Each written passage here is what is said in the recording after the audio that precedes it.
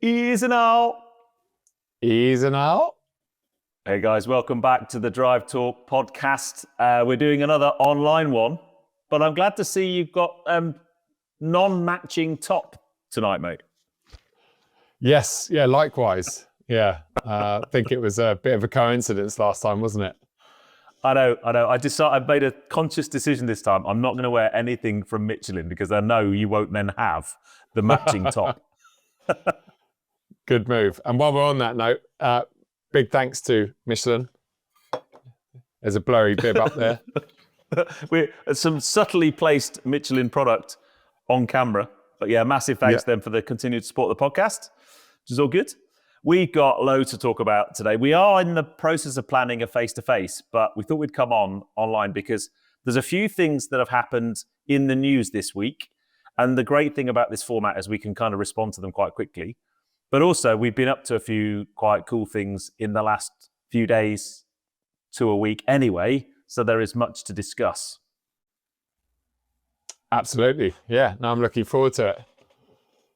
So, where should we start? Should we start with the fact that I've sold my car? Yay!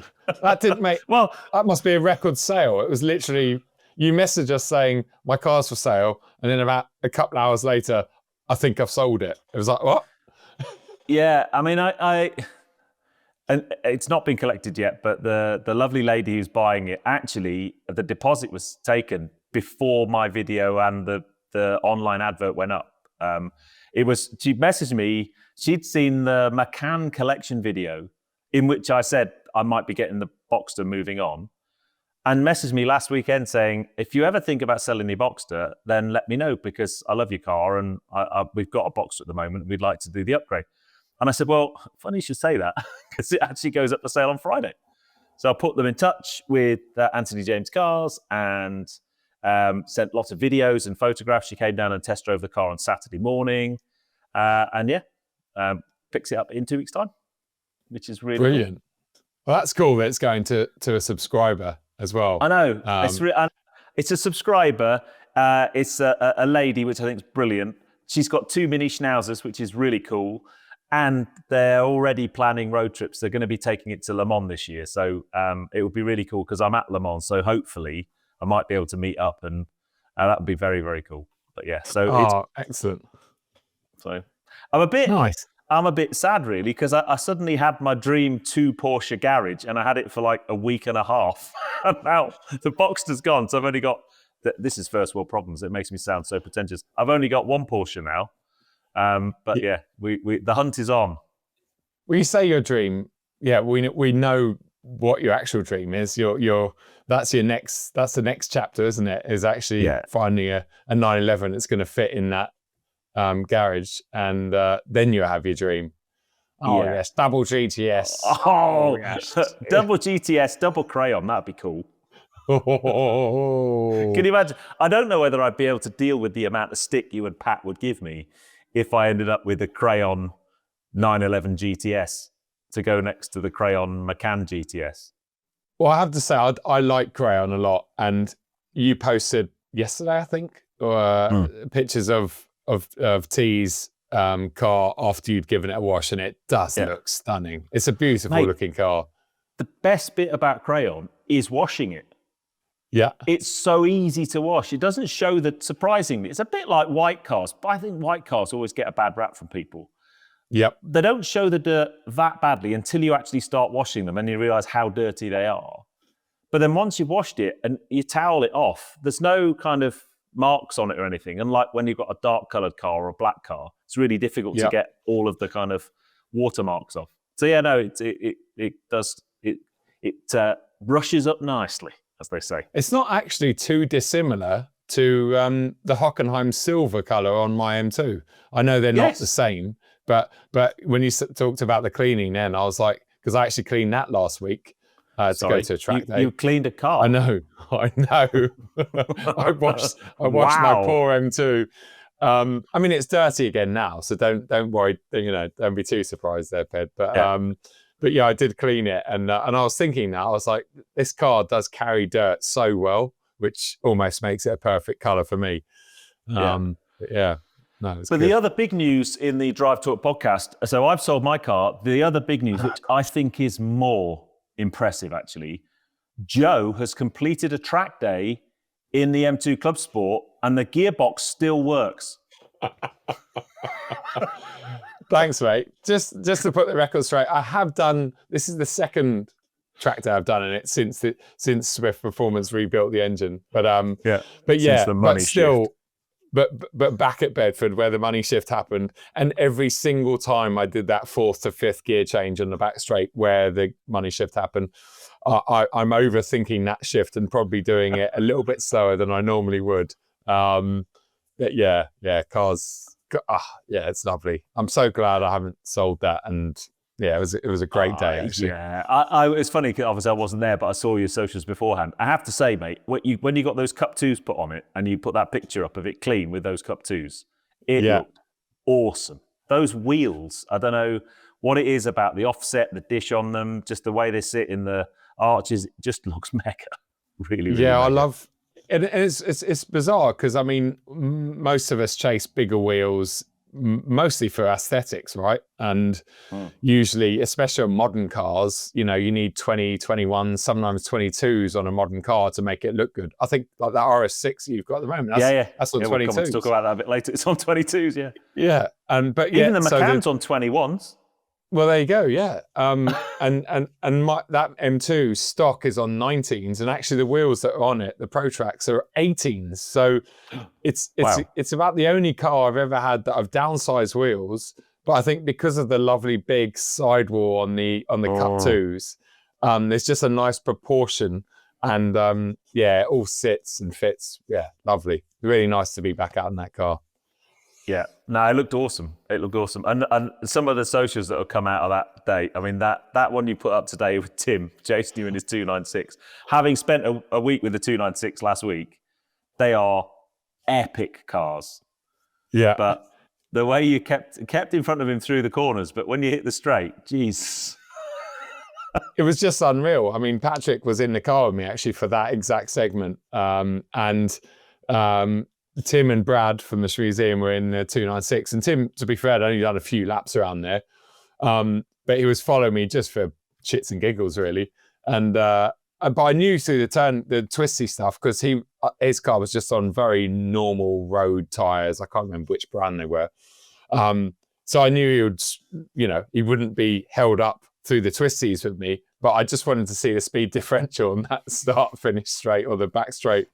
And I tell you what, that particular clip I put up, and I will be putting a video on the channel soon, but when I left that final corner with Pat, and you're exiting that hairpin at about 75, 80 miles an hour, and I looked, there was a 50 or 60 meter gap between us. And I thought, honestly, in my head, I was like, well, he's probably going to get very close to me by the time we hit the chicane. But that's about it. And boy, was I wrong. It just got bigger and bigger and bigger in my mirrors, and then it went past me, not like I was standing still, but not far off that.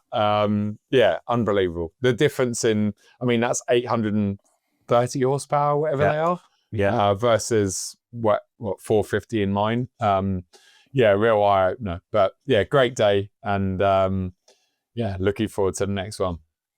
I mean, 296 is now, for me, the fastest road car I've driven by some way. They're just, it make even like something like a McLaren 720S or 750S, which are fast, right? Yep. It's faster than more than. They're just unreal. And I only drove it on the road, so you have to back off eventually, otherwise you're just going to end up in prison. But the first two gears, they kind of manage the torque delivery, I think, just because the gears are shorter, and if you dumped all that torque through the rear wheels, you're just going to lose traction. So it's got a lot in the first two gears, and then you hit third and you accelerate in third, and it's just the whack of torque that comes in is ridiculous. And everybody, I took quite a lot of people out in the car while I had it, and everybody that I took out in the car get to third, and they all went, oh my God, it's unbelievable. Absolutely unbelievable. Wow. Proper car, really proper car. God knows what they're like on track. I think it's one of those cars, I've driven one round Goodwood, but hopefully I'll get to drive one next week. because the first time I drove it around Goodwood, you get 3 laps. I'd not driven one before. You're trying to get used to the car, and you've got 3 laps, and that's it. Now I've spent so much time in one recently. I'd like to take one around Goodwood again. Would be quite good, I think. Now then, mate, before we get on to our main subject of the podcast, I want to talk to you about RS6. Yeah, you happen to have one outside. I've had one delivered today, the one that we had when we were up for Dougie Lampkin, actually, in Sheffield. So it was very weird having it delivered and going, oh, this looks very familiar. But I haven't driven an RS6 for a while. I think it's a good 2 years, maybe 3 years, I think. But I'm really looking forward to the week I had in it. But I kind of maybe want to have a quick chat with you about your Isle of Man video, which went up yesterday. Because I want to go to the Isle of Man now. Because it looked awesome. The weather looked incredible. The roads and the scenery looked incredible. You filmed it brilliantly. And that car looked proper. Yeah. Well, firstly, I think, the RS6, I'm glad you got your hands on that because it's the performance, which obviously has been out for nearly 2 years now. So it's, I'm interested to hear what you think about that once you've given it a proper drive because it's just a fantastic car. Isle of Man, oh, mate, I mean, I know that I raved on about it a lot when I went over a month ago to you guys off camera. But it was just brilliant. It's a place that I recommend any petrol head to go. And I don't understand why it's taken me so long not to go. And, although, the ferry over there, was it 3 or 4 hour, 4-hour ferry, I think, they're not cheap, but they're really nice ferries. I had a lovely crossing. It can get a bit rough, but once you're over there, everything's really affordable. There's lovely Airbnbs, decent hotels, providing you're not there in the middle of summer, like anywhere, right? Anywhere in Europe, really. Yeah. It's just definitely worth a visit. And I'm sure there's amazing mountain biking over there. I know there's incredible walks because where I was staying, I was surrounded by these amazing walks, beautiful countryside. But on top of everything, for me and for us, probably and everyone listening, the roads are amazing. And the lack of speed limit, I mean, I still can't get my head around that. When you see the national speed limit applies sign, that means there is no speed limit, which is just really difficult because it's like you're in the UK, there are UK signposts, you're like but it just, it's very bizarre. The bit that made me, so you watch as a video maker, a car review video maker, I watched little things like where you position cameras in the car that really helped me feel like I was in the car with you. You can't do in the UK because if you do go over the speed limit, it's like flashing in front of everybody. And I'm not a big fan of people who pixelate the speedo if they do that. And plus, at the end of the day, you're legally you shouldn't be doing it anyway. Over there, you're perfectly legal. And as you've said a couple of times, as long as you kind of drive within your limits, within the car's limits, within the road's limits, and be careful, you can go as fast as you want to. But it just looked amazing, really, really cool. And that car just looked bloody awesome. So yeah, I mean, you've also got to do what I did. You've got to get that car booked in. So now you've experienced the performance and just tell me what you think. Because I think my one big takeaway and something I was worried about with that car is the normal RS6 and the RS6 Performance has got such a lovely ride and such a great, considering it's running on 22-inch wheels, and it just completely humiliates anything else in that segment, including like M3s, M5s, etc. So I thought the GT being the GT and with the coil sprung suspension system, it would ruin that air suspension or the air ride from the regular cars, but not at all. I mean, that suspension on that GT felt like, super premium, super expensive suspension, which it is. Can it justify its 200 grand price tag? Oh, I don't know. The jury's out for that one. They've sold all 60 right-hand drives, so you could argue that yes, it does. But yeah, it was great. It was good. It's a tricky one, isn't it? Because my challenge with a price tag like that is you instantly think, well, what else could I get for 200 grand? And you could get a Urus for that. Yeah. Yep. Yeah.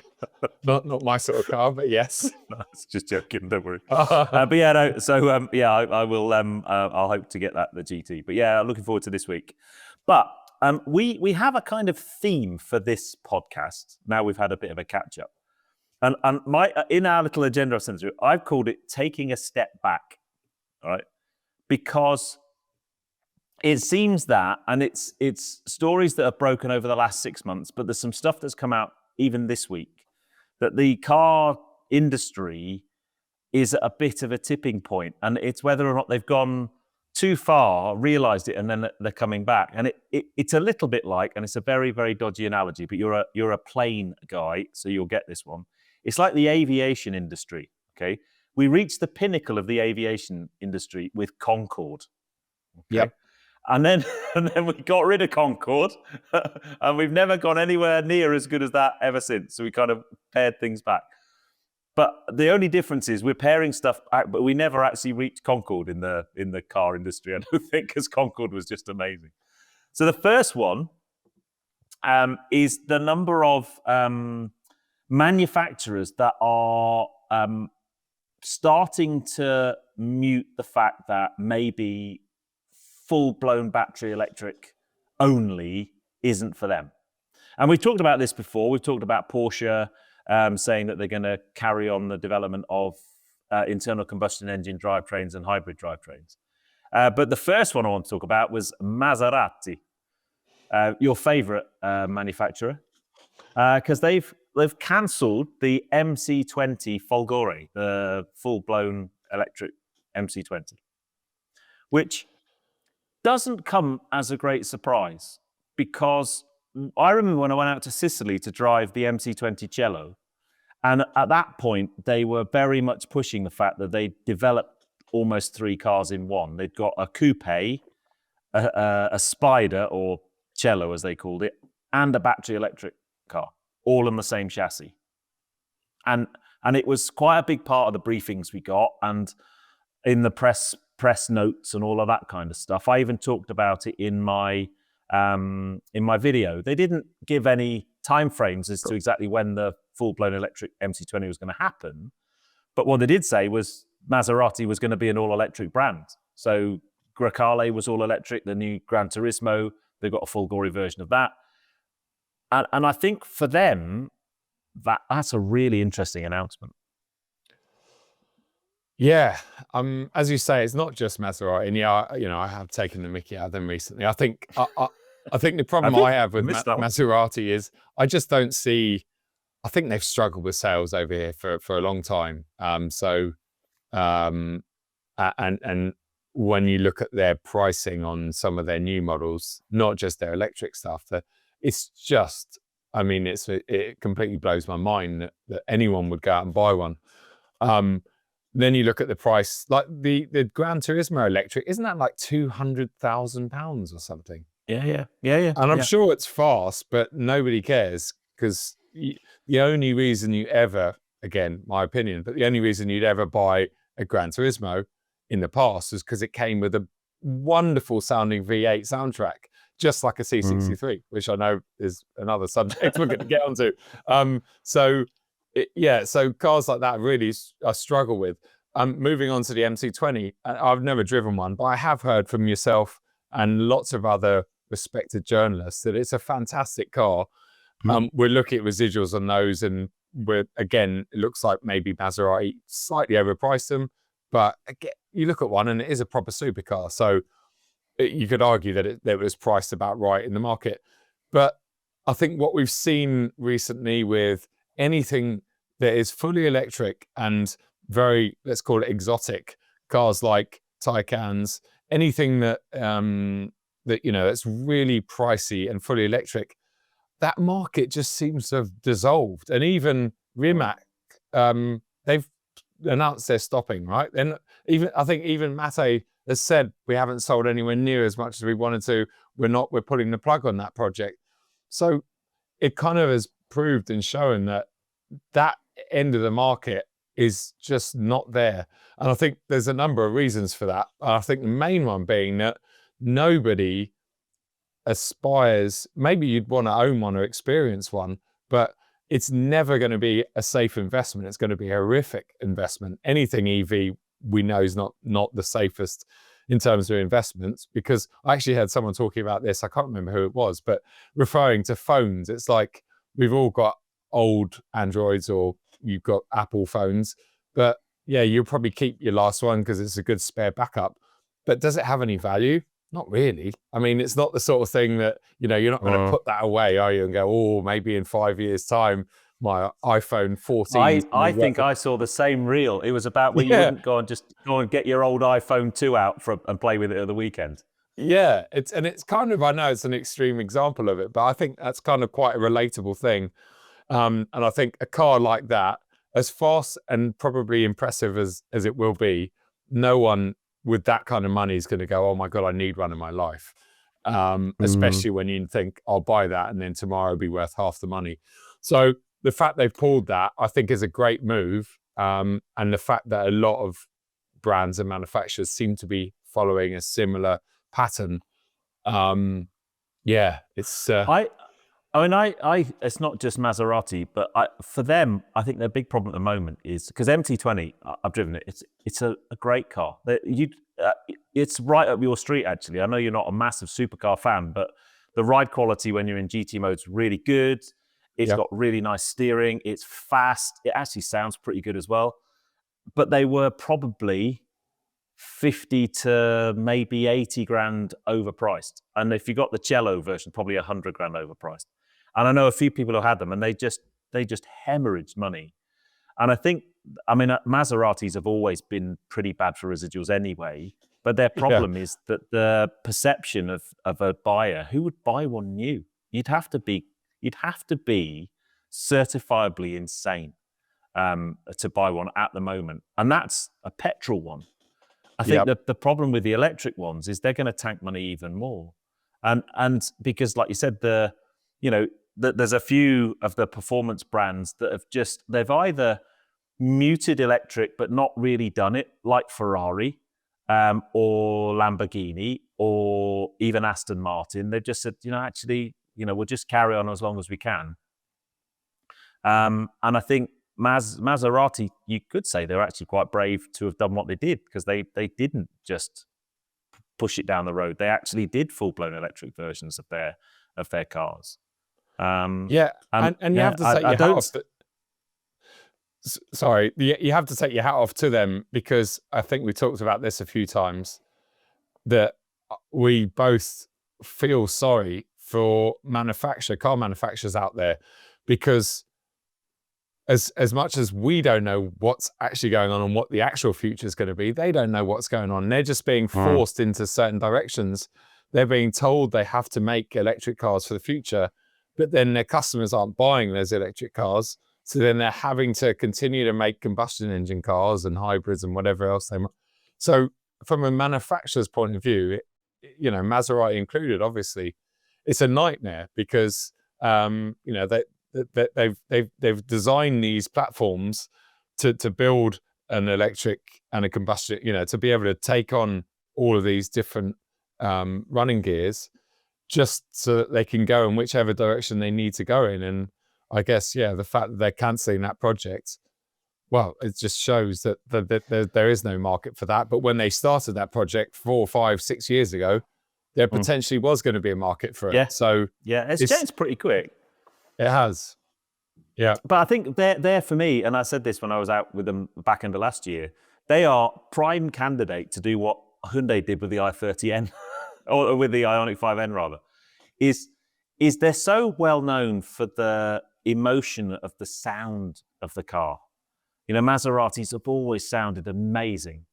Yep. And when you get in an electric one, there is no sound. Well, there is, because they've manufactured a kind of artificial sound, but there's not that. It's not the same spine-tingling roar of a V8 or something. And I think maybe, if they'd done a kind of fake gears noise thing, but in the Maserati way, maybe that would help. I don't know. But I mean, that's it. I don't think they're going to be the last to do that, to be honest, to say actually the whole electric thing. But unless it's like we've said this before, so I'm sounded like I'm repeating myself, but unless the regulations change and the EV mandate changes, I don't know where it leaves them, to be honest. I really don't. Next one. This is good because it's not to do with EVs. And it's just an announcement I saw today. VW have announced, yeah, hello, I've got one of them as well. They're bringing back buttons, baby. I mean, that's the best. I've been waiting for a manufacturer to bite the bullet and do that, and for VW to do it. And to be fair to them, of all of the infotainment systems, the man-machine interfaces out there, the new one's a bit better, but VW have been a bit tragic, haven't they? So for them to say buttons are coming back for all the main systems in the car, so HVAC controls, all the different drive modes, I think, they're all going to be proper physical buttons. Yeah, it's great news. I think I've been reading about, NCAP, who do all the safety ratings. They announced a couple of weeks ago. So I don't know if it's all tied into what NCAP are bringing in, but NCAP have basically announced that from a certain date in the future, or looking forward, they are not going to give any cars 5-star Euro NCAP ratings if they have touchscreen for the main controls. Because they deem it to be dangerous. Peggy's about to bark because Lou's about to walk in the door from work. So oh no, we like that. I can predict that happening right about. Oh no, she's wandering out quietly. Oh no, she's just wagging her tail. Brilliant, no barking. Oh, good girl. She knows she's on the podcast. I got Hallie fast. Oh no, I put mine in the main house because I knew Darcy would be getting up because it's near food time. That's brilliant. Really interesting though, because how many times on a video when you've got like touch screen, especially if you interact with it on video, do people go, "Oh, it should be dangerous," And actually, there's some cars. I've got a Kia EV3 got delivered today, and I was trying to do something on the MMI driving into town this afternoon, and it started bonging at me because the driver attention system kicked in because I wasn't paying enough attention to the road. I'm like, well, I'm just interacting with bloody sat-nav or whatever it was. So that, and I know why they did it, because it's a wiring loom thing. I think there's a lot of cost to be saved if you put all of that functionality in the back of a touch screen. It simplifies the wiring loom. I'm guessing there's some, I don't know, upgrades and over-the-air updates and lifetime costs of lifetime and stuff would probably be less. But usability, shocking. Yeah, no, I totally agree. That's what I love getting back into, even like bringing my M2 back into the conversation. Like, it's only a 6-year-old car that went out of production 5 years ago. So it's not like an ancient car, just like your Boxster. Yeah. It's that sort of era of car. The Macan's just like loads of buttons. Yeah, but it's great. There's enough digital stuff in there and modern tech, but yet everything else is just so easy. And also there's no, again, I'm not suggesting speed, but there's no annoying speed bongs that go off, or none of this lane assist, or nothing. It's all, the only thing you can turn off in my M2 is the traction control, and that's it. And everything else. I'm surprised that button's not broken. Yeah, that does get turned off very quickly, but it's refreshing, and obviously that won't come back. Although there are, I think, was it you or maybe it was Harry talking about the new Renault 5? I think it was the Renault 5 electric. There's a button in that you just press and it just gets rid of all that lane departure stuff, no, the speed bong. That's a Renault and some Stellantis group. So Renault Alpine, they have one programmable button, and you can basically program all the ADAS systems, and then you just have to double tap the button. There's a few cars do that now, actually. A few manufacturers have done that. Should be a big red one in the middle of the steering wheel. You just get in and hit it. I was going to ask you, actually. I'm trying to, on that RS6, how do you turn everything off? Because I haven't found it yet. So. It's quite easy on that one. So there is the shortcut button on the wheel, kills the speed reading bomb. Yeah. But then down on the bottom for the lane departure and stuff, down near the gear 6, there's a circular. Looks like I've seen that. Yeah. Press that. That brings up. That's basically the warning. All of the warnings. So if you hit that, then you'll see the lane departure. And because cool. I think lane departure must be one of the most dangerous safety features in any car. Yeah. And some manufacturers are worse than others. Some are really intrusive and literally want to take you into oncoming traffic. Others are not so bad. And the bit I hadn't realized until Harry mentioned it in his video was, because it's now a requirement, this lane departure assistance, what that means is that the power assistance or the steering tends to stop it needs to be electrically assisted steering. So you suddenly lose all your kind of, that's why everyone's gone down the kind of electrical steer by wiry type things, because you've got to be able to interact with the steering from a computer when you go out your lane. Okay, that makes sense. Rubbish. Yeah, or makes no sense. So VW are bringing back buttons. Yes. AMG are bringing back V8s. I know, it's crazy, isn't it? Well, it's almost like the C63 4-cylinder didn't sell or has taught them a lesson. Do you think? I don't know. I wonder how many of those they've actually sold, and whether we can get like actual, annual sales number. If anybody listening can find out how many 4-pot C63s they've sold, please let us know. If anyone listening has actually gone out and bought one, let us know, and also let us know why you went out and bought one. Yeah. And we promise to not take the piss.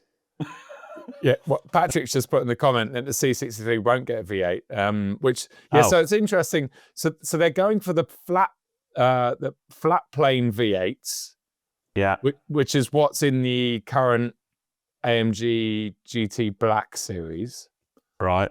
So I'm guessing that is I think it's down to emissions. Maybe it's it's their latest V8, and it's maybe I think packaging as well. Actually, it's down to the packaging. So I think the flat plane, you could package it better, and therefore it will work much better with future hybrids and stuff. The problem with the flat plane, to me, in my ears, is the worst sounding V8 AMG of the past 20 years is the GT Black series, not Raz's one with the ridiculous exhaust on it, but the out of the box one. I remember when Tim Schmee got his, and it was terrible. Like, you couldn't hear it. It sounded awful. It sounded like the flat plane V8. I mean, I know Ferrari, that's how they configure their, like the 458s and stuff. It's always a very different sounding, high screaming V8, right? It didn't sound like a traditional sort of what we think, like the RS6 you get, and then you're like, oh yeah, this is a V8 baby. But the Ferrari, you don't really, it's a different sound. But then the AMG, so it's great news, but will they ever sound like that 6.2 in the original sort of C63? Probably not. Nothing will but sound then that's like the world we live in anymore. No. And it's not even just the engine. I mean, when I was out with Ferrari for 12-cylinder Spider, they were saying that the drive-by noise test now has dropped the allowable noise by another 2 decibels, which is a lot.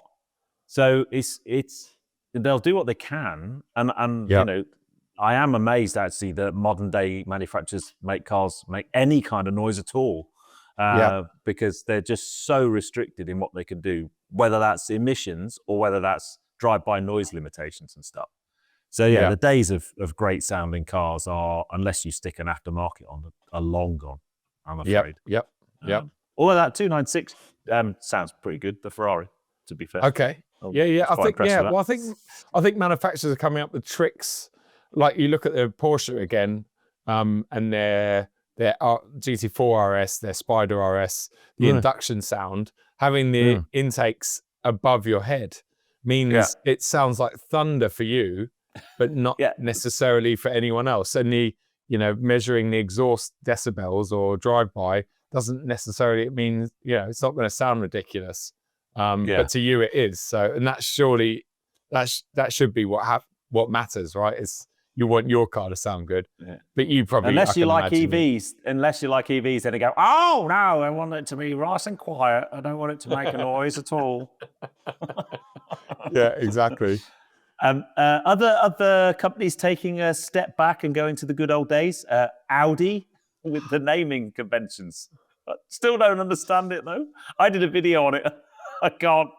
It's just like, I'm not sure I don't know what Audi, and they're all kind of at it a little bit. I know Audi have been in the headlights recently with their naming strategy, but then BMW getting rid of the I and making certain numbers and letters look big, and it's just a big mess. It looks awful. But Audi, yeah, I mean Audi. So long story short, sometime last year, Audi decided that they were going to name all of their EV only cars. They're going to use even numbers. Yeah. So their iconic A4, their iconic A6 was now going to be an electric car only. And I'm not sure if that was like with a lot of things, like Porsche calling the Taycan a turbo. I'm not sure if it was like, oh, well, if we call it an A6, we might fool people into actually buying some. I don't know if that was their strategy. but it got a lot of grief at the time, and then they kind of just went ahead with it and continued to do it. And then the A5 came out at the end of last year, which was the A4 replacement. And that really confused people, including me. Couldn't get my head around it. And then I think after that car hit the sort of internet magazines and stuff, every single review, including my own, everyone just laughed and complained about Audi's naming strategy. So I think at that point they went, right, the A7 that's due to come out very soon, which is the A6 replacement, let's scrap the idea. Let's call it an A6. Let's stick with what it was called, because it might be a bad strategy and our electric cars aren't selling that well. So let's go.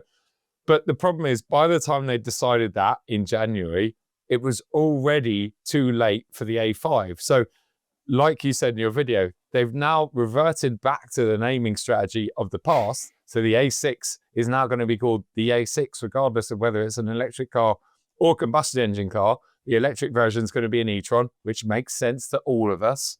Yeah. But the problem is, it's too late for the A5 because that's already changed. So now you've got the smaller, medium to small cars making no sense because that's using the new strategy, and the bigger cars are sticking to the old strategy. So it's, in my head, it's a complete mess. There's no other way of sort of scooting around it. It has to be surely a decision that's come from some focus group or some marketing graduate on a early release scheme or something that thinks, oh, that's a good idea. Without, is that Peggy Capicello? Yeah, sorry, yes. Without a clue as to what impact that will have. I just, in what world was that ever a good idea? No, not at all. Not at all. But yeah, let's hope they don't change it again. And I hope that anyone else that's listening, well, if there ever is someone that high up and in charge of naming, just like, just leave the naming how it is. Don't play around with iconic labels and names and change them. Just leave them. Keep them nice and simple. No, and I think if it was a new manufacturer that hadn't been around very long, that's fine. But it's a convention that's been around a long time, and I just think they get it in a way. They wanted to, but they've just shone light on something that didn't need light shining on it, basically. No, but yeah, I mean, all they need to do is just sell more electric cars, I guess. But that's the challenge. But yeah, I think a lot of manufacturers, again, down to sales numbers and electric cars and stuff, I think a lot of them, even down to the infotainment that we've just been talking about, I get the sense that a lot of them over the past, let's say 6-7 years, have gone into a bit of a panic and gone, oh, that's not selling, let's change the name, or let's give it a even bigger touchscreen and reduce. Let's just, rather than actually looking at the product itself and realizing that maybe the overall market's down or it's a challenging time at the moment, I think a lot of people have panicked and then just as a result gone, right, let's just change the name of it completely and hope that nobody notices. And in my head, I think that's kind of what I'm seeing. And thankfully, yeah, I think there's a bit. It's almost like a differentiation thing. I think in some of it because EVs are so difficult to make stand out, right?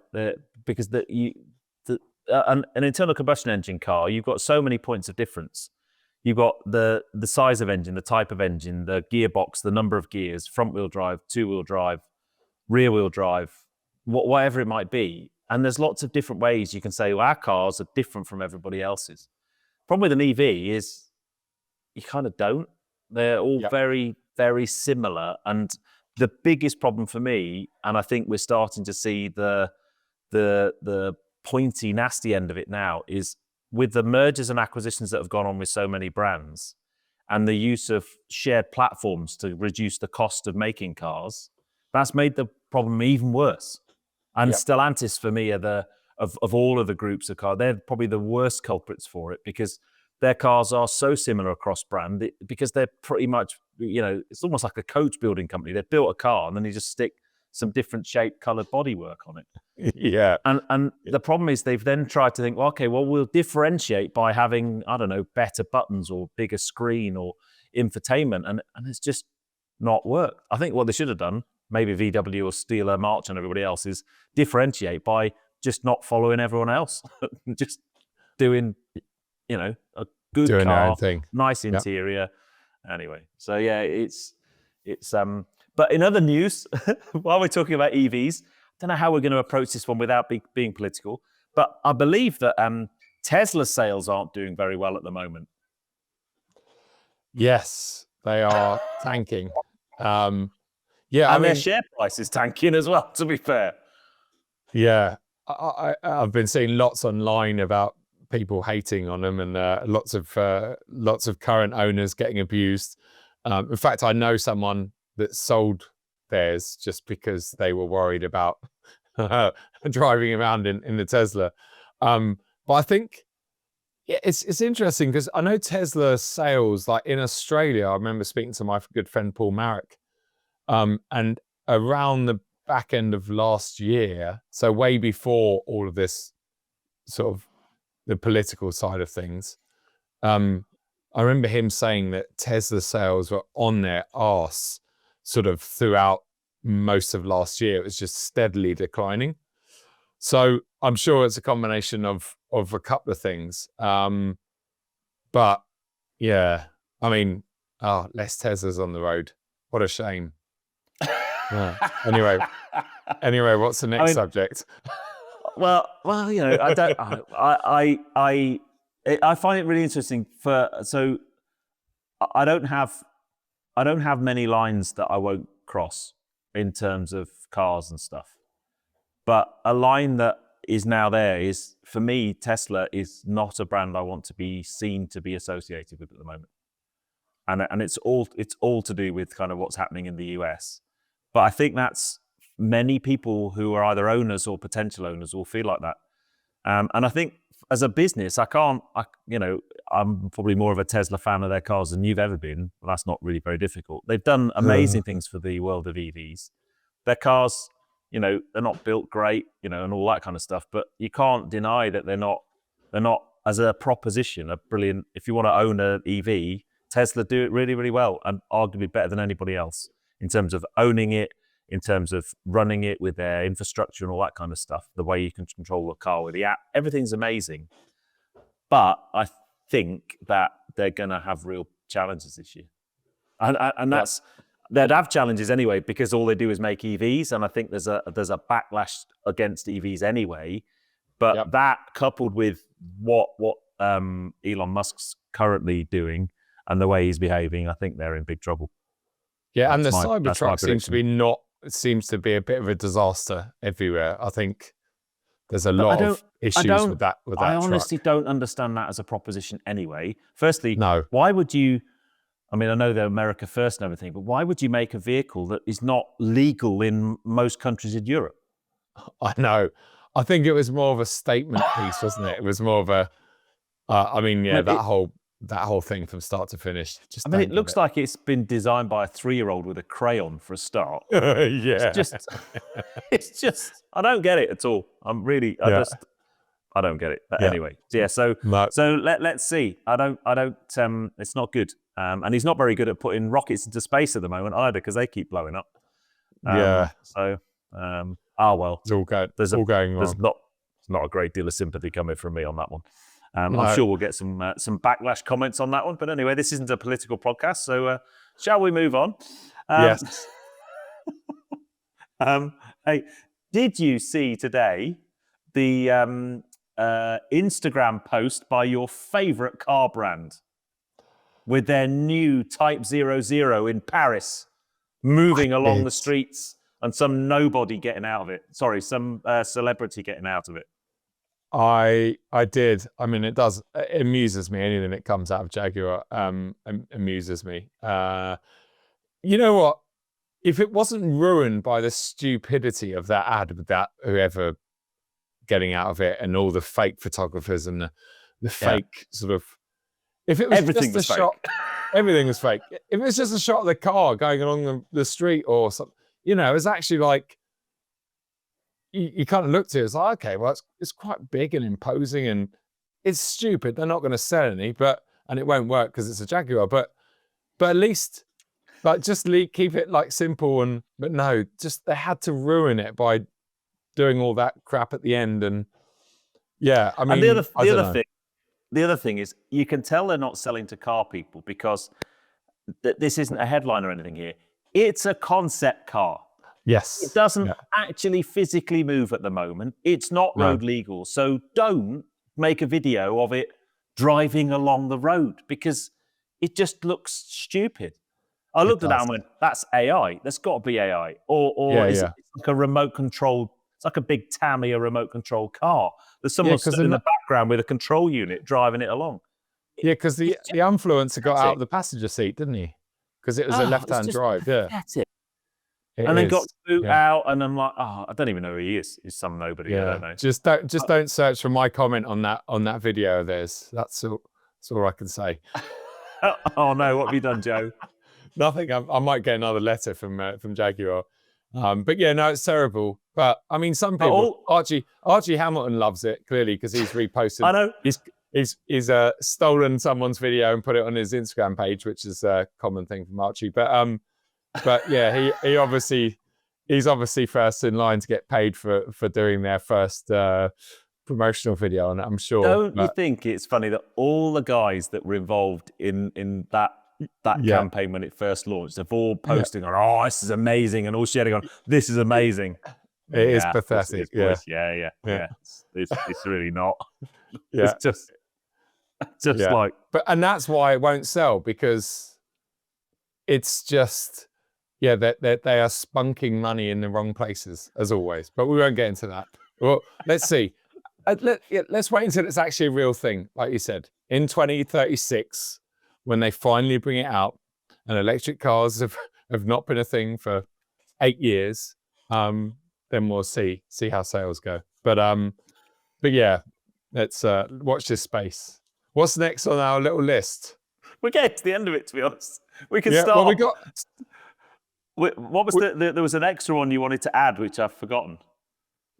Well, no, there was something because we didn't talk used about car R8. Market on the fly and the R8. Yeah, do R8 first. Yeah, go for it. So, yeah, well, I didn't know until you or Patrick mentioned it in the chat, but I'm just looking here at an article. So there's rumors that Audi are gonna sort of bring the R8 back as a hybrid, right? Great. Which is awesome. Good. And it makes sense to sit alongside, because I know they share platforms and engines and stuff with Lamborghini. So it makes sense to sit alongside whatever Lamborghini's one is called. And I think it's just really important for the brand, and especially as Audi are going into F1 from 26, they need a supercar. They need something like that. I mean, they probably hoped that, going back many years, they probably hoped that the e-tron GT was going to do a lot better than it has done. Yeah. And it hasn't. It's been a complete flop for them.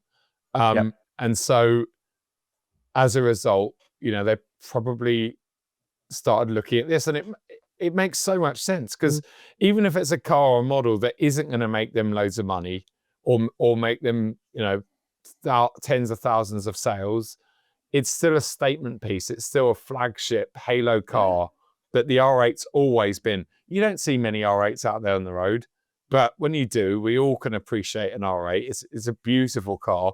It's an alternative car, isn't it? It is a very sort of 911 usable supercar. And when you see one, you doff your cap to it most of the time. Whereas you see a Lamborghini and you might not doff your cap, you might do another. I'm not going to do any hand signs here, but you know what I mean? Or Ferrari, or, you know, it's not that typical. I think it's similar to an Aston. And an Aston Martin, I like to think you can pull up to most places in an Aston and get out and not feel like too much of a, you know what.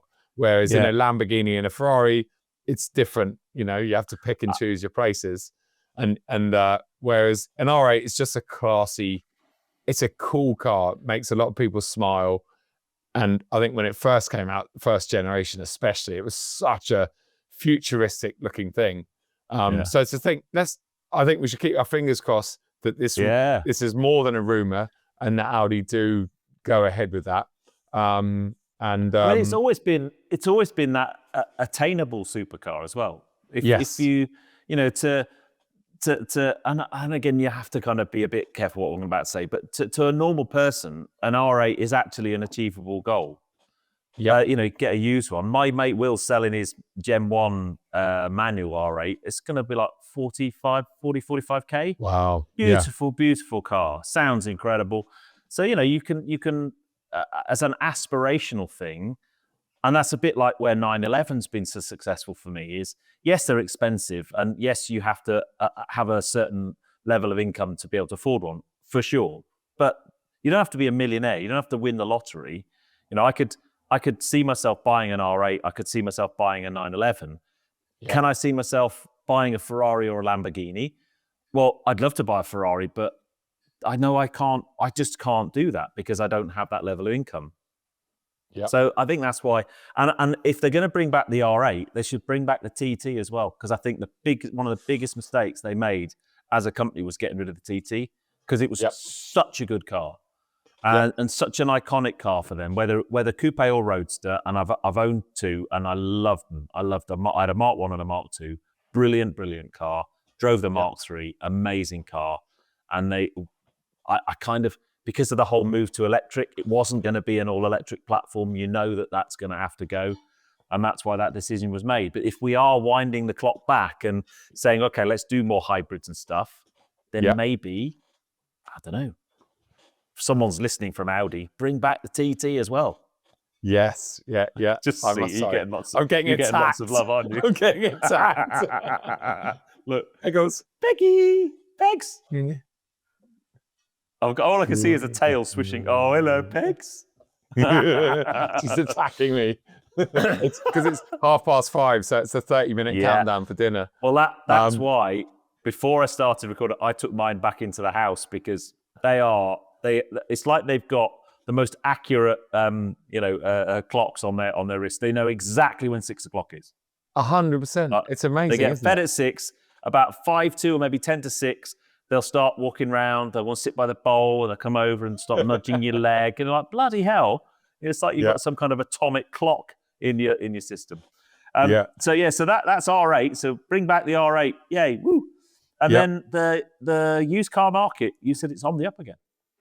Yeah. Well, I was talking to a friend about this Cafe and Machine actually. I went there on Saturday. I have to say, I've been to Cafe and Machine about 4 or 5 times during the winter months on the weekends, and it was really quiet, like dangerously so. I was worried. I was like, there's no one here, and I know it's winter, but on Saturday I went there, obviously beautiful weather. Was that the original one near Stratford? Yes, the hill, yeah. It was absolutely rammed. People everywhere, dogs everywhere, cars, bikes. Oh, mate, it was just awesome. I went there for like half an hour to meet a friend, but I think I ended up staying about 3 hours.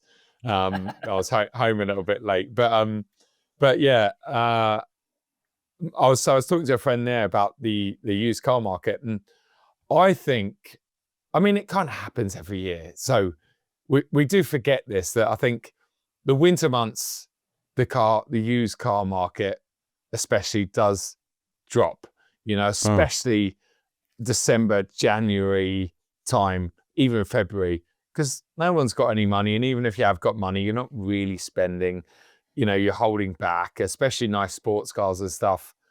So it is usually and I think it's quick everyone's easy to forget that, including myself. But I know we've been looking at 911s lots, and you've been looking at 911s lots because you're looking at buying one. So me, you, and Pat have been sending links. So we're very familiar with the 911s that are on sale at the moment of a certain price point. And we joked about it a few podcasts ago. I was looking at 911Ts, 992.1s, because there were so many on the internet in January, and they were all massively reduced, all with delivery miles or some unregistered ones. And there was one particular one I was looking at in Porsche Mayfair, which was very unusual. It was shark blue, really nice spec. And Porsche Mayfair, understandably, is not the place you'd normally get any kind of deal on a car because of where they are. They sell some really nice spec cars, but they're Porsche Mayfair. You kind of either take it or you don't. You don't even ask for a discount. But this one just kept getting discounted, as did many cars in it. And I thought, the market has just collapsed completely. But anyway, that car sold about 3 weeks ago. That car went. Then all of the other 6, because I had all tabs on my thing, all 6 other Ts. Sounds familiar. Yeah, yours is probably just Auto Trader everywhere. All 6 Ts within, I'm not even kidding you, 48 hours, they all sold. All main dealers, private, they're all gone. Then I started looking at other, and it just seemed like any of those cars that were like real, not bargains, because you can't call a 90 grand car a bargain, but relatively good value for what, compared to what they should be new. They all went, like within a few days, all of them went. And I think that is a sign, but that was also in line with the weather changing a little bit, us coming out of February into March. I think it's a combination of things, but I think the rock bottom market is down, and now it's starting to recover. So hopefully that's not going to ruin your 911 right now. But that's what's going to happen now. I've sold my car. I've got no car now. All the 911s are going to go. Prices are going to go through the roof. Because the cars I'm looking at now, 6 months ago, were probably 10, 15, 20 grand more. Okay. So yeah, I think cab, because you're looking at cabs, I think convertible market's probably going to still take a couple of months to come up. Although I'm glad nobody wants one. No, except for your Boxster. I hope the new buyer realizes that it doesn't come with the advanced driving stickers in the windscreen. I took them off, In fact, I think I showed you last time, look. Oh, yes, you did, yeah. Oh, yes. I took the sticker off. In fact, I took it to get the new windscreen because it had a chip in the windscreen. And the guy was like, "Would you like your stickers?" I'm like, "Yes, please." Absolutely. It's a shame you couldn't. I know they have to smash them most of the time. If you could have removed the whole old screen, had it on the garage wall. Yeah. So nice. But yes, well, we'll see. We'll keep a watching brief. But I reckon we're at about an hour, mate. That's gone super fast. We are. Yeah. No, it's good. It's been good catching up with you, and I look forward to seeing you in person next week. Yes. So the next one, hopefully, we'll do an in-person one. Yeah, any suggestions or comments of what you want us to talk about, because we will see them before we do that. So please let us know in the comments below if you're watching on YouTube. As always, massive thanks for all the support. We're I think 9.2K followers on Instagram. We are very close to 10K subscribers on YouTube. Cool. I know, numbers in general are going really well. So please keep subscribe. In Harry Metcalf's words, keep subscribing, keep liking, and I forget what he says after that. Yeah. And the audio side's going well as well. And I think it's a lot of that's to do with the fact we're putting a pod out every week. I think that's helping a lot. Yeah. But what that means is we need subjects to talk about. Otherwise, we'll just end up being really boring and talking about rubbish with each other. Yeah. We've got to come up with some subjects. Otherwise, Ped might get political, and no one wants to hear that. Oh yeah, you don't want me to get no. Don't even start with that one. Don't even start with that one. I want to. I'm desperate, and then I keep going. No, I can't. I'll get cancelled. Right, guys. Please give us thumbs ups and subscribes, and as Joe's just said, and we will see you on the next episode. Joe, take care, my friend, and Thank you, mate. we'll see you on the next step. Easing out. Easy now. Cheers, guys.